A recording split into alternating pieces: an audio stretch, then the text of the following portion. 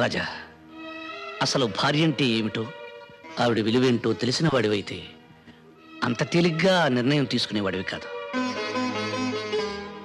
మనకేదైనా జరిగితే తల్లి ఏడవడం, తల్లికి ఏమైనా జరిగితే మనం బాధపడడంలో ఆశ్చర్యం లేదురా.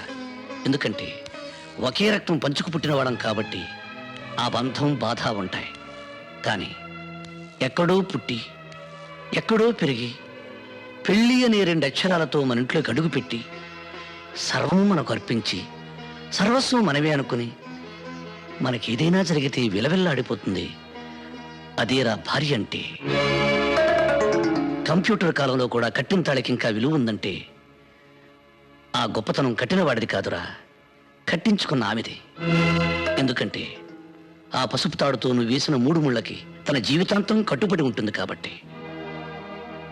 భార్య అంటే నిప్పు లాంటిది. దాని విలువ తెలిసి మసలుకుంటే దీపమై జీవితాంతం వెలుగునిస్తుంది. అశ్రద్ధ చేసిన రోజున అగ్నిజ్వాలై నిన్ను నీ కుటుంబాన్ని కూడా దహిస్తుంది.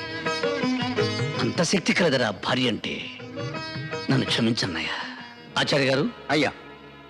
మొత్తం దస్తావేజులు పట్టండి. అలాగేనండి. అమ్మా భారతి, బయటెన్నో సమస్యలతో సతమతమై ఇంటికొచ్చిన భర్తకి భార్య సేద తీర్చాలి గాని సమస్య కాకూడదు. ఎండలో తిరిగొచ్చిన భర్తకు భార్య చల్లటి నీడవ్వాలి గాని వేడిసెగ కాకూడదు. అదేనమ్మా భార్య అంటే.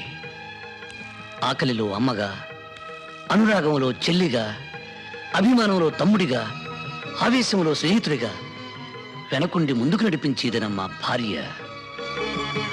అయ్యా, ఇవిగోనండి పత్రాలు.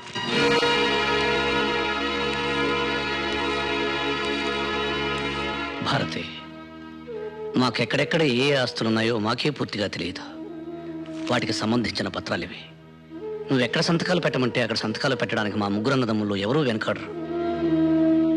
లక్ష్మి, ఆ తాళాలు ఎలా ఇవ్వు. ఈ రోజు నుంచి ఈ ఇంటి బాధ్యత మొత్తం నీకు అప్పగిస్తున్నానమ్మా.